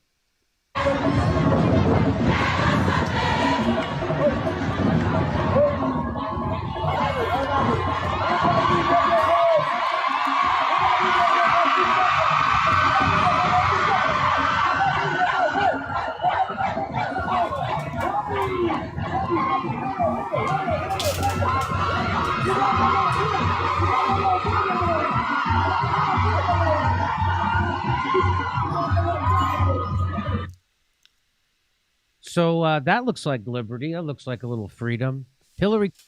I think I had that one. I think I watched that one yesterday too, or last night. I just watched that clip too. Good stuff, Jimmy. The State Department advocated on behalf of the U.S. garment makers to stop the poorest country in America from upping its minimum wage. To me, this is one of the ugliest WikiLeaks revelations. Yeah, that's why they want to kill him. That's why. WikiLeaks Haiti let them live on $3 a day. The U.S. Embassy aided Levi's, who makes the jeans, Hanes Contractors, who makes the underpants, in their fight against an increase in Haitian minimum wage. So that's who the Hillary Clinton comes down on the side of. The exploiters, not the exploited. Right. Contractors for Fruit of the Loom, Hanes, and Levi's worked in close concert with the U.S. Embassy when they aggressively moved to block a minimum wage increase for Haitian Assembly Zone workers, the lowest paid in the hemisphere, according to the secret State Department cables. The factory owners refused to pay 62 cents per hour, or $5 a day, as a measure unanimously passed by the Haitian Parliament in June 2009 would have mandated. And they had the vigorous backing of the U.S. Agency for International Development and the U.S. Embassy when they took that stand. To resolve the impasse between the factory owners and Parliament, the State Department urged quick intervention by then Haitian President René Préval. 2 months later, Préval negotiated a deal with Parliament to create a two-tiered minimum wage increase, one for the textile industry at about $3 per day, and one for all other industrial and commercial sectors at about $5 per day. Still, the U.S. Embassy wasn't pleased. A deputy chief of mission, David E. Lindwall, said the $5 per day minimum did not take economic reality into account, but was a populist measure aimed at appealing to the unemployed and underpaid masses. Yeah, you think? Haitian advocates of the minimum wage argue that it was necessary to keep pace with inflation and alleviate the rising cost of living. For a 20-month period between early February 2008 and October 2009, U.S. Embassy officials closely monitored and reported on the minimum wage issue. The cables show that the embassy fully understood the popularity of the measure. The cables attest that the new wage even had support from the majority of Haitian private sector representatives, based on reports that wages in the Dominican Republic and Nicaragua, there's competitors in the garment industry, will increase also. Still, the proposal engendered fierce opposition from Haiti's tiny assembly zone elite, which Washington had long been supporting with direct financial aid and free trade deals. The Haitian cables also reveal how closely the U.S. Embassy monitored widespread pro-minimum wage demonstrations and openly worried about the political impact of the minimum wage battle. UN troops were called in to quell student protests, sparking further demands from Haitians for the end of the 9,000-strong UN occupation. Jesus. So there you have it. The United States, the bad guys, once again, Hillary Clinton leading the charge of horrible people who are crushing the global poor. And if you wanted me to vote for her, I was going to have to tell you no, thank you. I'm not voting for Hillary Clinton, Joe Biden, or any other corporatist for the rest of my life. That's all over. I don't care how big of a monster you put up against them. I'm done. And that's what scares the establishment, Jackson, as you know. Yeah, no, you're definitely a racist and a misogynist and all those things if you don't vote for Hillary Clinton or Joe Biden, who are suppressing minimum wages in Haiti, of all places, one of the poorest countries on the globe, I guess. Right. It's crazy. It's crazy. Fucking guess, dude. Yes, they're horribly poor. They're not one of the top 10, but they're miserably poor. Most of the top 10 are in Africa, but that's how the world works. And a couple in, between China and Asia, that Asia-India area, that there's some countries that are just extremely poor, where all of our stuff gets made. And the thing about that video you showed, the video where you said that looks like a little bit of liberty, all those people protesting, you can always tell the difference between like a CIA-backed color revolution and a real, uprising when they show the aerial, drone footage or the, footage from above the protest, because usually at the color revolutions, the CIA-backed ones, there will be like 12 people there, and they'll get like a photo from the ground to make it look like there's a bunch of people protesting. But clearly there you saw a massive uprising. That's incredible. That's awesome. That is incredible. So, our hearts go out to the workers in Haiti, but I'm sure the oligarchs in the United States, led by Joe Biden, will find a way to crush them. Joe Biden's a crusher of the worker. Joe Biden is not an alternative to Donald Trump by any means. He is not an alternative at all. In fact, he's worse for a lot of people. He's worse for immigrants, and I'm sure he's going to be worse for those Haitians. Right? Hey, we're doing live stand-up comedy in Philadelphia. Oh, well, there's a few people on. Let's watch it, right? Right? Let's move on. Anytime you try to do anything, you're going to get a commercial. Second half of the show, guys. Little different segments here. Can't remember where I was going to decide. Oh, yes. Starting out, David Packman. I think my headliner for YouTube today, but I saw this and didn't even realize. I saw the headline and I saw it and I was like, oh, cool, this looks fantastic. And then I saw the face when I pulled up the article, because I was searching for random shit, very random shit, and I found this. So this would be a little bit lighter of a mood, and I don't know. I know my one. I say the word Trump, and some people get a little excited. So I don't know what this is going to be, but it's David Packman. So I'm probably going to be slightly annoyed and slightly agreeing, but that's okay. You can, Recent interview that Candace Owens did with Eric Trump, or I guess Eric Trump did the interview with Candace Owens. Candace is the interviewer, is the point I'm trying to make. And what I want you to think about here are really two things. There's two takeaways here. Candace Owens is this right-wing grifter, It's not even clear she's really right-wing. It seems that this is a business model that she stumbled across. She claims that she used to be on the left, now she's on the right. The explanation never really makes sense. This really seems to be mostly a business thing for her, and she will say anything. I mean, she said after Bob Saget died, seems like it was related to the vaccine. Of course, there was no evidence of that, and now we know that it was actually a hit to the head. Absolutely no standards. She will go lower, doesn't matter. She will say anything that will get attention. She interviewed Eric Trump. And all right, just going to start out. Like I always say, you can agree with people all the time. Sometimes you don't have to agree with anybody all the time. It's very easy to do. But I'll agree with him there. Candace Owens is a gold digger. And, fake as can be. And I will agree with David Packman sometimes, but I think he's a little too center, and I think that might be because he's in a bubble, but I don't know him that well. I've gotten into slight arguments with him on some social media before, so and that was I guess that was 6-7 years ago, so when he was a little smaller then. He's got up to 1.25 million followers, so he's getting bigger. That's why I review him, because I can say I agree with him sometimes, but I disagree with him almost evenly as much. There's a couple different things to pay attention to here. One is this interview. This is so important to understand. This interview counts as deep, serious intellectual discourse for the right and for Republicans at this point in time. Now, I assert that this is the epitome of pablum. I mean, this is trash, worthless discussion. But also, look at the way in which they pander in this particular first clip we're going to look at to the religious wing of the Republican Party, but in such a transparent way that you would have to suspend all disbelief and skepticism to think that Eric Trump is even remotely serious about his religiosity here. So let's just jump right in. It'll all be made very clear here. You can have dinner with anybody dead or alive. You can't. Oh my God. Is this the lighter topic here?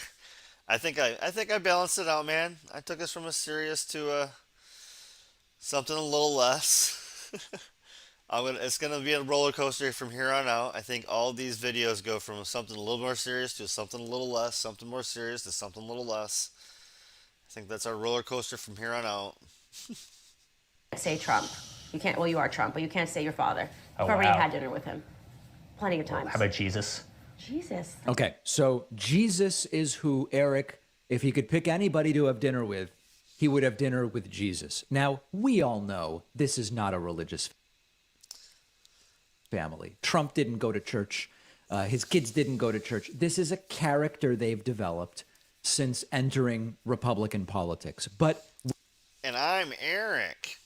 That's all I really wish I could play Saturday Night Live clips and have him doing his serious shit, and then also have the Saturday Night Live bit, because if I play Saturday Night Live at all, this will get taken down on YouTube, and I don't know about Twitch's rules yet. I'm still pretty new to the Twitch guys, so let me know if I can play that kind of shit on you guys, and I'll play it later if I can. But I cannot play that on YouTube, so we'll move on. What gives it away is this next part. Take a listen. A good answer. That'd be a good one, right? What would you ask him? Oh, God. Did you envision this happening to the United States of America? And did you ever envision a person as... Did you envision this happening to the United States of America? That's what you would ask Jesus. Good God, you're an idiot. That's a stupid thing to start a conversation with. Jesus doesn't care about U.S. That's so ridiculous. Like, the concept of this person, Jesus, would not care about our individual country. That's ridiculous. It's asinine. incompetent as Joe Biden running the United States of America? How in the world did this happen? Right. You can tell how deeply spiritual he is from the question he would ask Jesus. And of course, this is the sort of sophist facade that these guys and gals try to put up there. Well, there's no one other. Jesus is the top person I would like to have dinner with, really. And what would you ask him? Not what is the meaning of life? What is the origin of the universe? how do we get a collective humankind to be better? How do we, get people to stop being so divisive? How do we direct humankind forward in the way you would best want? I don't know what he's gonna say, but I mean, come on, like there's a million things you can rattle off pretty fast. Not why does God allow bad things to happen? No, the question would be, did you ever imagine an incompetent Joe Biden would be the president of the United States? That's the one question you ask Jesus if you sit down with him. It's unbelievable. I mean, who could possibly fall for this stuff? But they see this and they go, this is a religious family. This is deep intellectual discussion. Honestly, I might ask him if this is actually a ploy to show people the difference between Republican leadership and Democratic leadership. Right. Sometimes God selected Biden to show how much better Republicans are. That's obviously the concern of Jesus. Think about that. Is this part of the? You have Donald Trump, who had just 4 years of, despite everything they tried to do to destroy him. Again, greatest unemployment, manufacturing was coming back to this country. Remember, this is still all, what would you ask Jesus? Stability in the Middle East. I had forgotten. Thank you. Oh my God. Thank you, David. I forgot. I've already kind of like checked out of what he is talking about because it's all just, oh no, you're not talking about this with Jesus, dude. Who are you having lunch with, man? Know your audience. He knows who his audience is. His audience is the far right, and he's trying to portray himself as some angelical, savior to be the next senator of some state or the next, and obviously like Texas or Oklahoma or some shit, because that's the only states he'd win in that with that mindset. But oh my goodness, of which we'd never seen before, and you just go through all the accomplishments, and then in about 3 weeks, this guy comes in and you've got, gas prices double and you have inflation absolutely through the roof and you have the loss of civil liberties. I mean, not only should you ask Jesus about gas prices, ask about his view on leaded versus unleaded, and ask about ethanol too. You have crime going through the roof. You've got Christmas presents that can't be delivered because literally store shelves are empty because... Okay, so you guys get it. So this counts as serious discussion on the right. And then it gets even crazier, where Eric Trump says that the COVID vaccine represents the stripping of freedoms in the country in a literal sense, okay? The vaccine, which his dad invented, according to what they say, and should get praise for, also is the literal stripping of our freedoms. The problem I have with it is it's contradictory to their own message, which is wrong. Like, you've got to be consistent in life. You can't waver every single day. But I think beyond that is a greater reflection on kind of where we are as America. If they're willing to strip your rights to your own health care, well, what are they willing to do to religion? What are they willing to do to the Second Amendment? What are they willing to do to our Constitution? Really a deep thinker, as you guys can tell. And I think even Candace Owens seems bored by this, by the way, if you're watching. We all know the answer to those questions, right? Oh, that was awesome. Even Candace Owens seems bored by this. So we're bored by it. I'm already like checking to make sure you guys are not leaving me in mass here, which you kind of are, but that's, oh, I'm sorry. I just had to get through this short David Packman. We're almost through it, guys. Oh, that's hilarious. So even Candace is bored by this guy. I'm Eric. Right, and it's deeply scary, but to me, the vaccine actually represents something that's much greater than a medical shot. To me, the vaccine represents literally the stripping of freedoms in this country, which is... Now all of a sudden, but this is the red meat. And you see it every single day. You see it as they rip down these statues of, Thomas Jefferson, and Abraham Lincoln, and George Washington all over the country. Now, why are they doing that, right? Like, why are they ripping down statues? Because they want to rewrite our history. They want to rewrite, our civil liberties. Even this is like a distortion, because you guys know, and we've followed, the overwhelming, I don't even know, maybe a Lincoln statue was taken down. I don't know. I've certainly not heard of it. Maybe a Washington I don't know anything. I've not heard that. But the whole statue controversy was really about Confederate statues and schools named after pro-slavery Confederate generals. That's really what this was about, but they can't say that. Trump sometimes would talk about it, but they can't really say that. So they say they're trying to erase Abe Lincoln. But all of this is a distortion, all of it. want to rewrite our Constitution. So if they can make the very people that they ripped down, they can make them martyrs, well, then they can make the documents that they wrote into kind of, martyr documents. They can change those documents, right? It gives them the ability to. So anyway, as you can tell, Eric Trump is not the smart one. He's not the articulate one. What he's saying is making no sense. And I guess he's trying to say if you take a Lincoln statue down, it justifies changing the Constitution. And of course, the argument about constitutional originalism or the Constitution as a dynamic document that should be considered in the context of the modern world, it has nothing to do with Lincoln statues. But they see this. This is the type of, 90% of the discourse on the right is now CRT bad. It's okay to be white. Dr. Seuss is good. Elmo, Big Bird, whatever the thing. That's 90% of it. The other 10% is this type of thing, which to them is like as serious a discussion as you will get. Now, I am not. I mean, they have some really weird discussions, guys. Check out my old clip, School of the West. They have a very disturbing discussions going on. And, yeah, it's not just general. Not advocating for the political views of the people I'm about to name. But just to tell you guys that it wasn't always like this, go on YouTube and look up William F. Buckley and some of his debates. Go and look up Thomas Sowell. I'm not saying these are people whose views I agree with. I'm just giving you examples of the fact that there used to be a different type of thinking on the right where you could engage substantively on issues.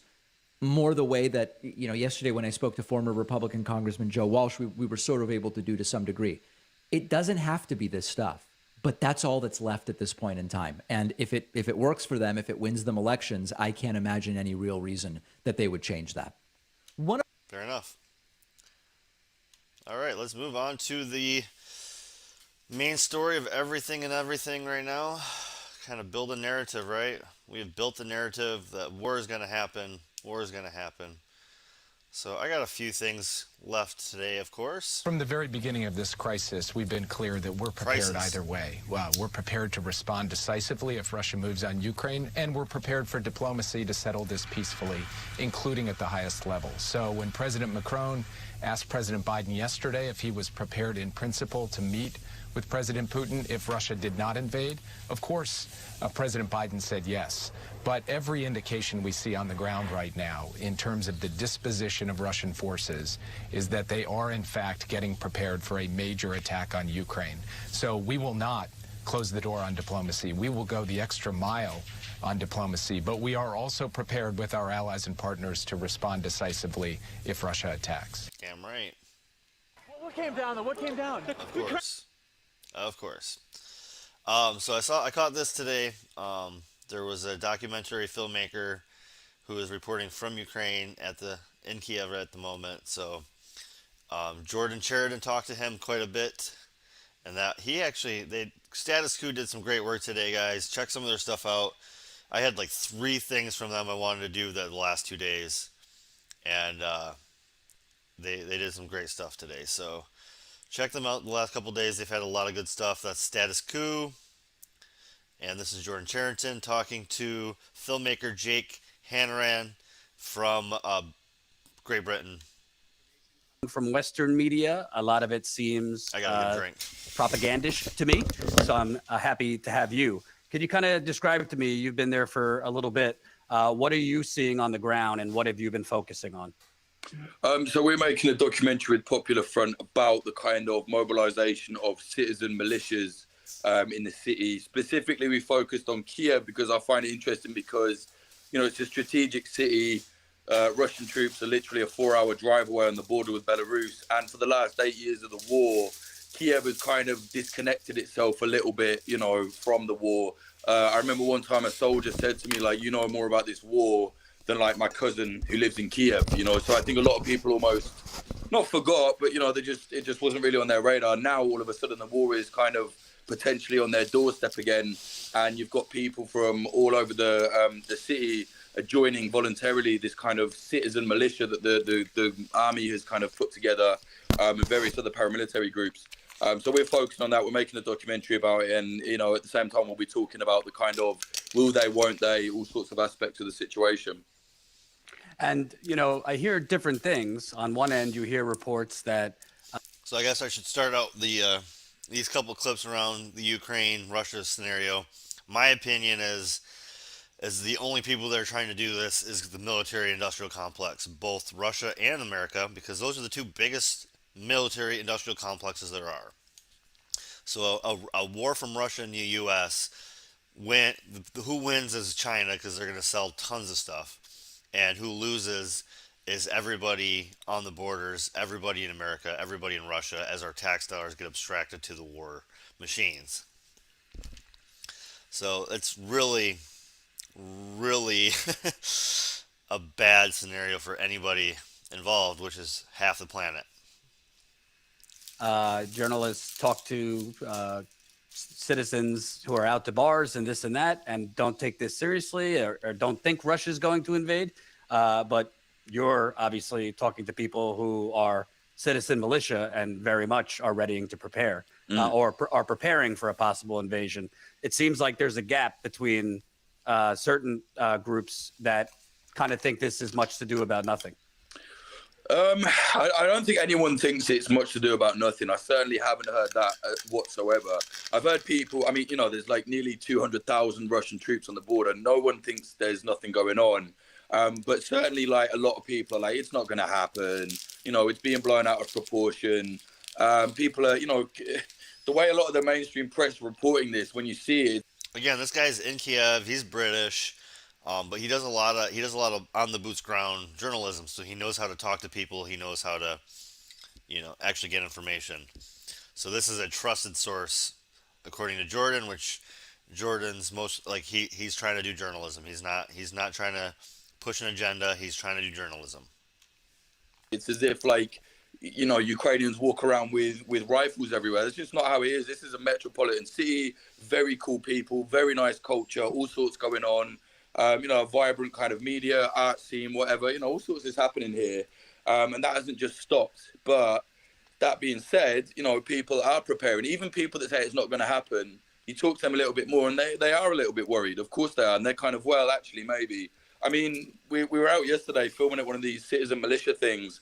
And we spoke to one guy who's training to learn firearms just in case. And he was like, no, it's not going to happen, but maybe. And then, you know, whilst they were training in this field or this area, a lot of lads and a girl on dirt bikes were just having fun, you know, and they came across them. We spoke to them and they're kind of like, you know, they're like, the threat is real, but I guess they weren't training or anything. So there's a mix. I think people have people, especially like hyper online people, have a real reaction to project some kind of ideas onto that.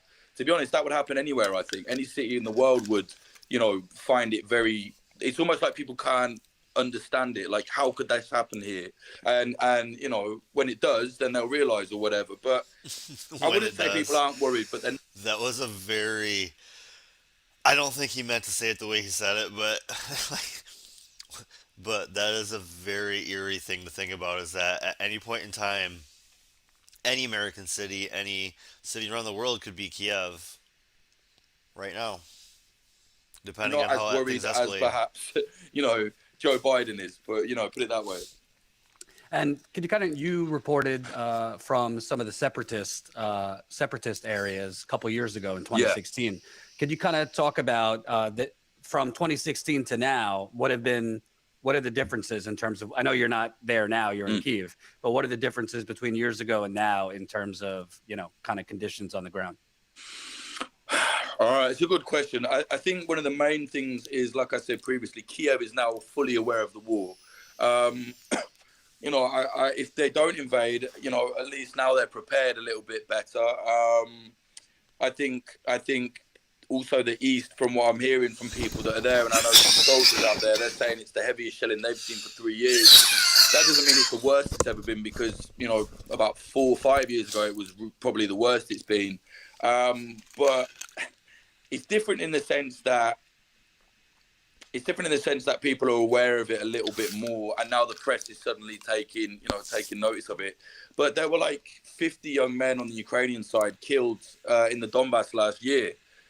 media is not really that interested in it. I don't know why. It's the only ongoing war in Europe right now, but it wasn't sexy enough for most of them, and then all of a sudden now they're interested again, which is good, don't get me wrong, but I guess that has changed, but I guess that can also go back as well. But I just think people are more aware of it now, and I think the world is becoming more aware of Ukraine as well. It's not this kind of backwater. It's an absolutely massive country with millions and millions of people here. And, good people here, very good people. They don't deserve to be invaded.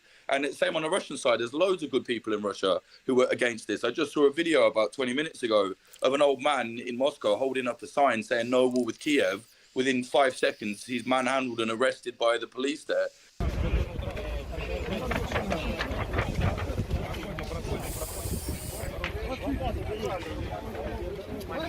So, this doesn't make sense for anybody. I mean, no matter what your radical political online affiliation is, generally, I think that's irrelevant.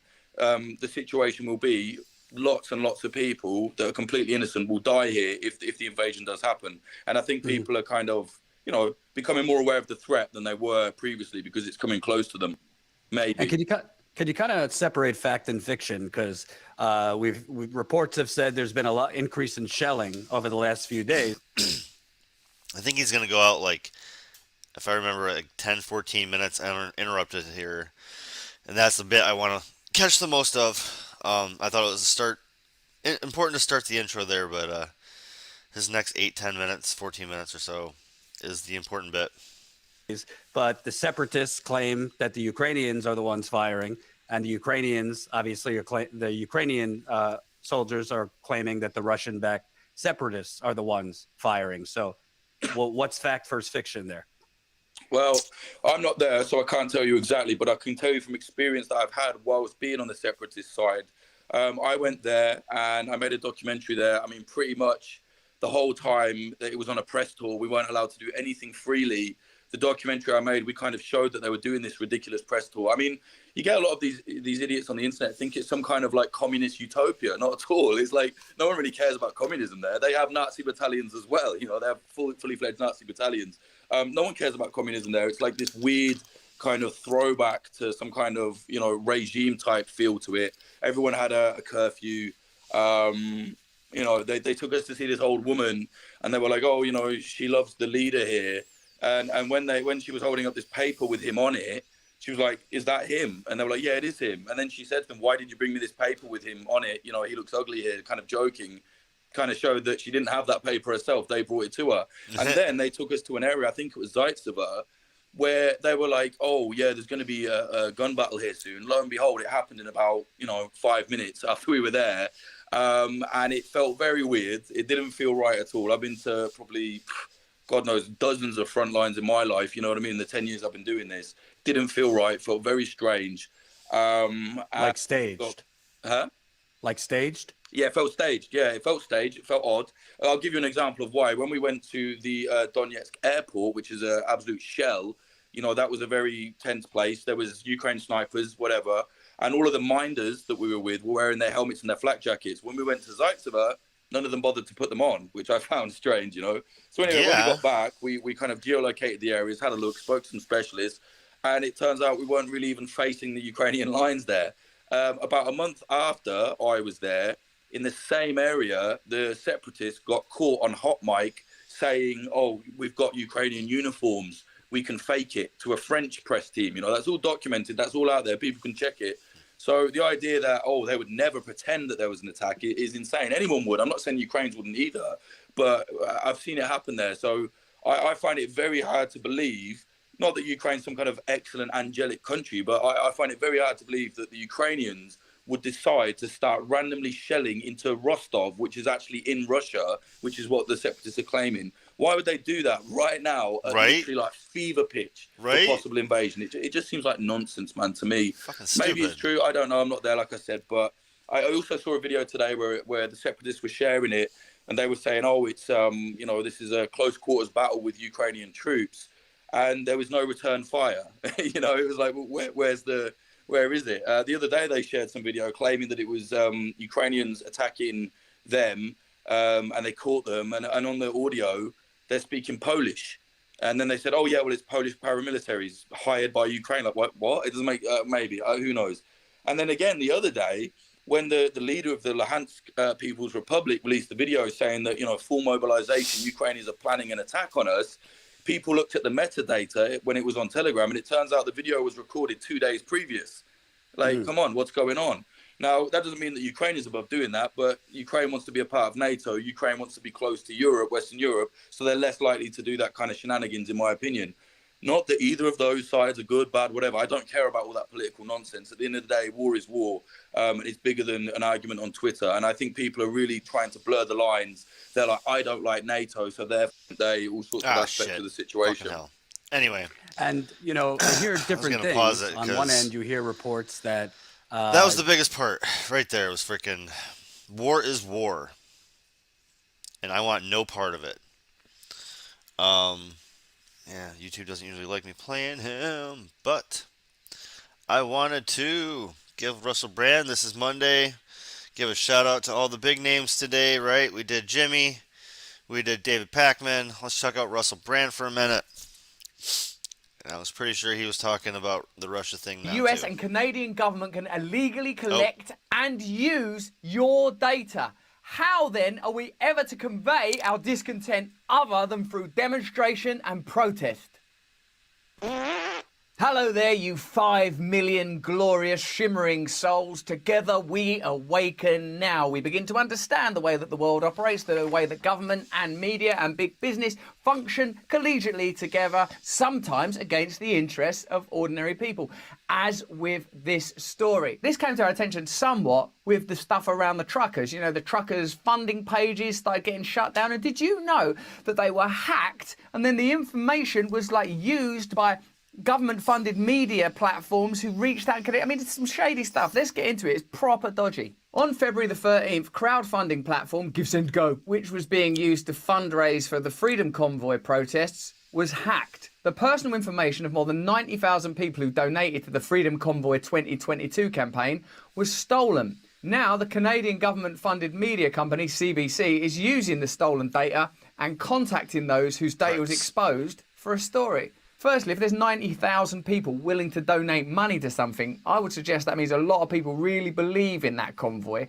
And this has echoes of the narratives around Trump, doesn't it? Oh, these deplorables, these fringe people. Well, it seems like there's a lot of people who are interested in this movement. Now let's get on to the meat of the matter. Edward Snowden, a friend of the show, tweeted, "Now that the promised invasion has failed to materialise, maybe we could take another look at the story that was breaking when the White House was suddenly overcome with a mysterious and inexplicable desire to change the news cycle." Obviously, what Snowden's referring to is the apparent imminent war in Russia and revelations that the CIA are continuing to bulk capture data, your data. This is from Jacobin, which I believe is a right-wing organisation, if I know all the different wings that there are. We now know so much about the hijinks of the post-war American national security state, we tend to forget that it wasn't always the case. The counterintelligence program and MK Ultra programs, FBI attempts to blackmail Martin Luther King Jr., disruption of anti-war and other activist groups, a list of dissidents to round up and detain, vast spying on citizens and the press. Many of us might be able to rattle off these outrages off the top of our heads now, but were it not for some intrepid reporters and the church and Pike committees in the 1970s, the American public would have stayed blissfully unaware any of it had ever even happened. Sometimes I find it hard to hold in my head that all those events and stories that sometimes feel like they're in the realm of conspiracy are actually real. This stuff, I guess, has been going on for a long time. It's food for thought ever since we learned last Thursday that the CIA has been carrying out its own bulk surveillance program that crossed over to the domestic front, stretching, if not outright violating, the legal ban on the agency carrying out domestic operations. They're not meant to be doing that. The revelation came from an April 2021 letter made public on Thursday from Senators Ron Wyden and Martin Heinrich, calling on the CIA to make extensive declassifications about the program along the lines of earlier declassifications of NSA and FBI spying programs. While the letter is heavily redacted, it gives us some strands of information. The senators run through the history, entirely blacked out, of Congress's attempts to limit and in some cases prohibit the warrantless collection of Americans' records. and notes that the CIA's bulk data collection was going on throughout this period. This suggests the agency was collecting data on Americans at least as early as May 2014, when the House passed the USA Freedom Act to rein in NSA surveillance, and possibly even earlier when the bill was first introduced in 2013. So the Act said stop it, but what they actually did was carried on doing it. The letter also charges that the program was run entirely outside the statutory framework that Congress and the public believe govern this collection, and without any of the judicial, congressional, or even executive branch oversight that comes with FISA collection. In other words, the CIA program doesn't even have the patina of oversight that other mass surveillance programs do, where the court established by the Foreign Intelligence Surveillance Act, meant to act as a watchdog, effectively serves as a rubber stamp that routinely allows all manner of oversteps. Finally, the letter notes, this basic fact has been kept from the public. This is a little bit of a side note, but Jesus, guys, right? Like, oh, any excuse they can use to just take away all of our actual rights. And even from Congress, and the nature and full extent of the CIA's zero privacy connection was withheld even from the Senate Select Committee on Intelligence. Translation: not only was the CIA keeping this dubious program hidden from the public, it was misleading the very elected representatives that the public entrusts with keeping an eye on this kind of thing. I suppose one of the common conspiracies you hear discussed is the idea that a deep state set of actors run the nation in allegiance with various other international or global interests, and democratic access that ordinary people have, and even Congress folk and senators have, is shallow compared to the true depth of actual power. And a story like this is an indication that in spite of what's happening cutaneously on the surface of political life, at depth, real power is continuing to do whatever it requires. And these are just the visible symptoms, I would submit, of a much deeper mechanic which instantiates the agenda of real power. For its part, the CIA has insisted it kept Congress fully and currently informed about the program, which it cast... Oh, their statements are... Oh, the CIA is maybe the funniest three letters you can have, right? The things they do and the things they say. Oh, man. It's like a spouse beating you, cheating on you, killing your parents, and telling you that you just had a bad day. Jesus, CIA is the worst. As merely incidental collection of Americans' data in the course of spying on foreigners. We were just spying on some foreigners, who you hate, understandably, because they're foreign, accidentally, while spying on those foreigners who could, were terrorists, we accidentally spied on you a little bit. So don't do anything wrong, because while we're continuing to spy on foreigners, we might see everything that you've been doing. Meet the future mom. First time. That is true. They try to play their spying on you for.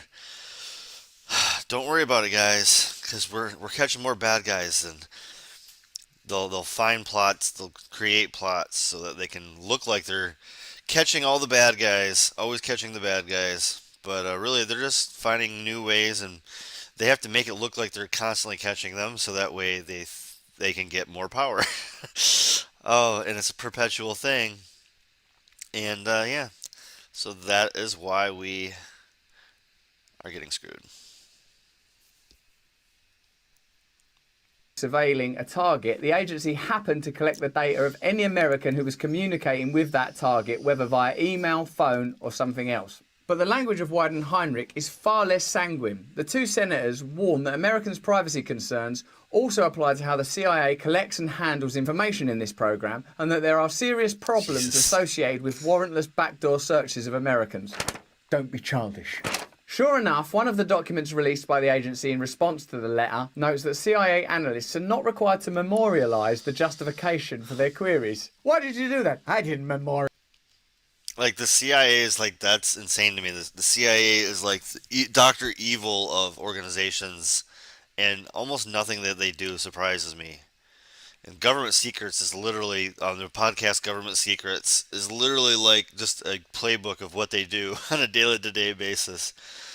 Oh, it's hilarious. I'll listen to it tomorrow and review it tomorrow night before the NPR review, because Yeah, every single week they have a new thing that the CIA did horribly and horribly and horribly, and every single week. With Castro, oh my God, with Castro they have unclassified 67 assassination attempts, and all of them are more ridiculous or more movie plot than real. It's just insane. Memorialize that. Can you also not memorialize the word remember? No, I didn't memorialize that either. The justification for their queries into Americans. Write down why they felt the need and what gave them the right to look into an American's data. Did you write anything down? I didn't memorialize to write anything down. So what? So essentially you could have just been doing what you felt like doing. I don't memorialize. Whose word should we take on this? Certainly not people who don't use perfectly good ones that are accessible. On the one side, we have the CIA, which, as former officer John Kiriakou has explained, puts deceit at the core of its operation, with agents trained to lie all of the time. On the other, we have Wyden, who is far from an alarmist and, if anything, errs on the side of institutionalism. For years, Wyden was tight-lipped about the shocking truth of the NSA's bulk surveillance, refusing to breach his oath of confidentiality as a member of the Senate Intelligence Committee, even as the government flouted the law. He refused even to publicly correct then Director of National Intelligence James Clapper when he flagrantly lied under oath about the surveillance. Yeah, no, we're not doing any surveillance. You got anything to say, Wyden? As that episode reminds us, this particular overreach is only the latest case of spy agencies, and the CIA in particular acting in a way that's above the law and contemptuous of oversight. In the past 2 decades alone, we've seen the agency torture some folks. Don't you call them folks when you're torturing them. What's going on there? I'm just hanging with some folks. What are you doing? Torturing them. A violation of US law. Lie to Congress about that torture. Then later snoop on Senate staffers, compiling a damning report about it, which... Did he just use like a old timey like 40s gangster's voice? Like, oh, I'm just torturing him. His director also lied about once it was revealed to the public. And this is actually the kind of discourse we're used to having with figures in positions of power. Just like our Prime Minister in the UK lies, then lies about the lies, and oh yeah, I remember now. And this is happening in your country at depth. It's happening at a level that's difficult to affect democratically, electorally. You don't ever vote for what the CIA get up to, which to me seems like a pretty odd thing, given that they have enormous power. We wouldn't know the full scope of the Iraq war atrocities if Chelsea... That is very true.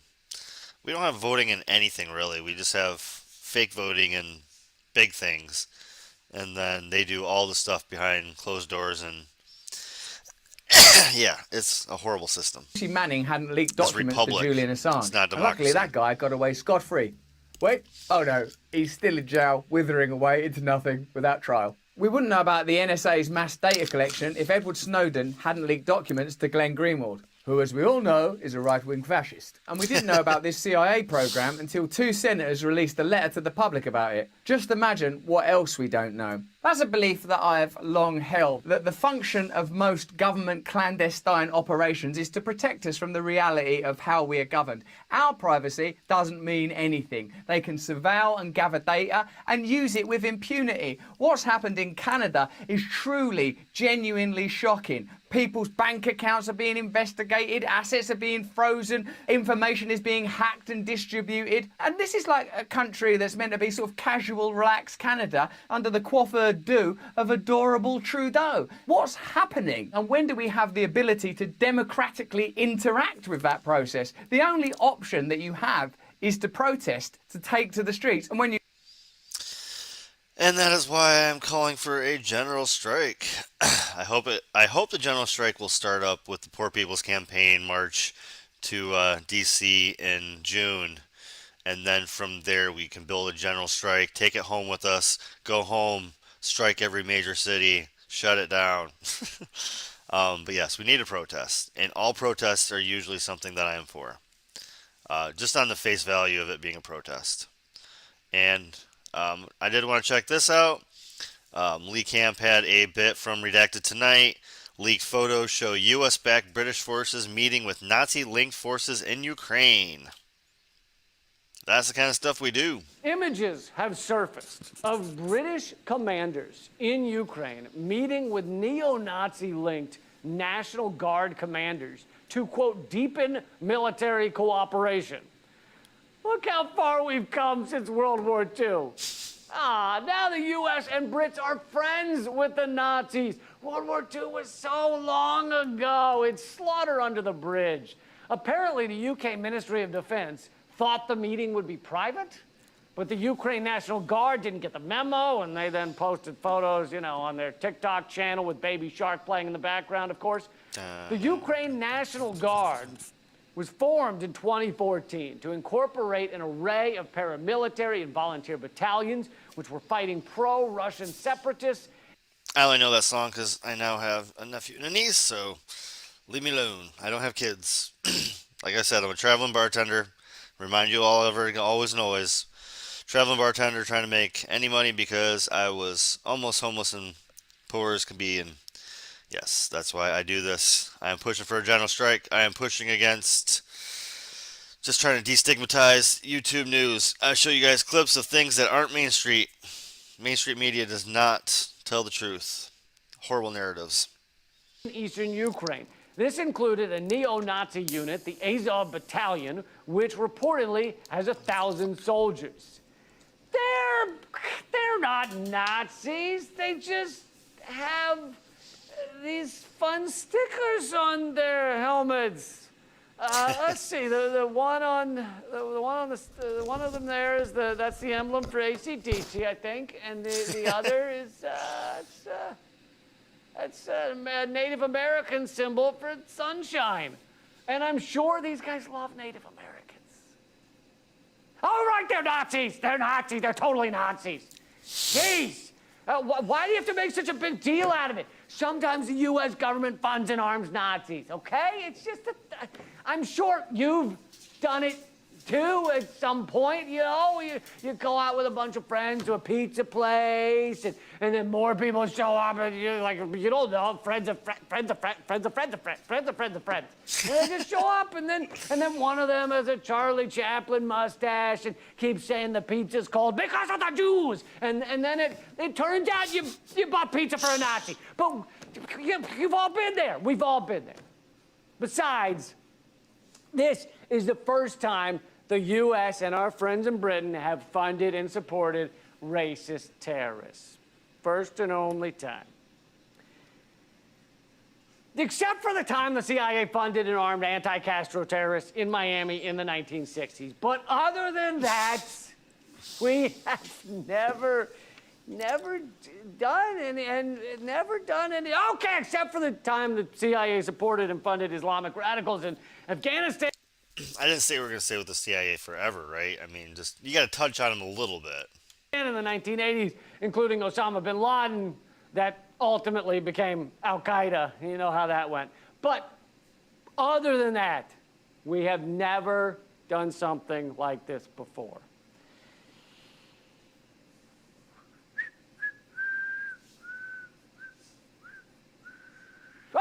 Okay, except for a few years ago when the U.S. funded and armed so-called moderate rebels in and around Syria that were actually terrorists, like beheading innocent people in the streets. But that was an extracurricular activity. We frowned upon that. And still, this time, we and the British are not meaning to get in bed with Nazis. It's just an accident, just a whoopsie-daisy, like when Donald Trump sexually assaulted those 26 women. Just a slip-up. And right now, I think no one should at all bring up the time a couple of years ago when the U.S. was one of only 3 countries to vote against a UN resolution condemning glorification of Nazism. You should not bring that up. Definitely do not mention stay away that. from that. Right about now. So, funding and arming racist killers is kind of something we're really good at, and we kind of like doing it, I guess.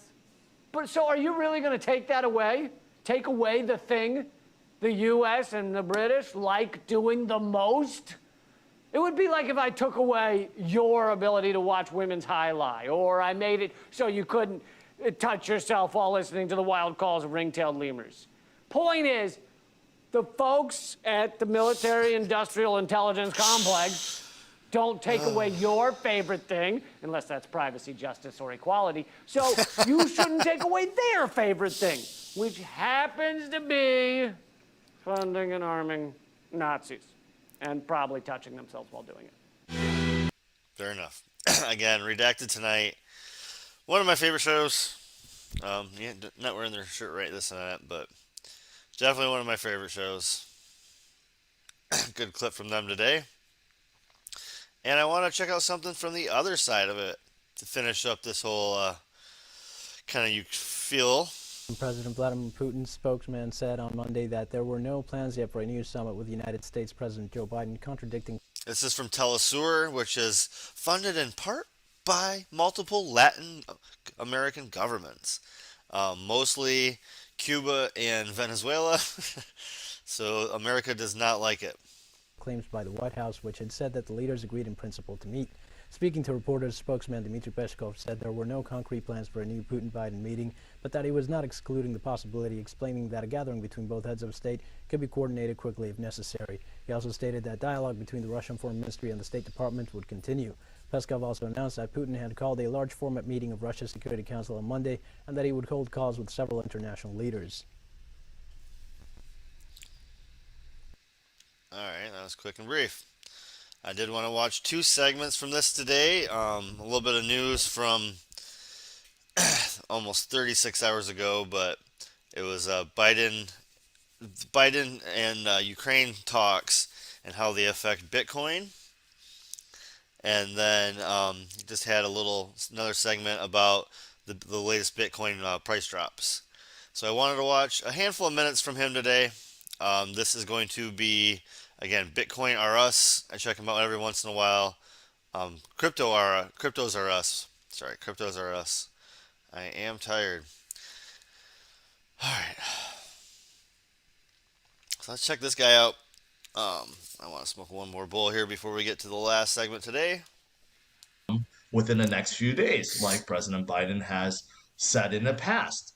Now that the Olympics is over, is this actually going to be a thing? Because this is what President Biden has gone on record saying and gone on TV just recently saying, that he believes that this is a sure thing and the invasion will come within the next few days. And that just happens to be just a few days ago, right? So the latest news is, well, Biden convenes National Security Council.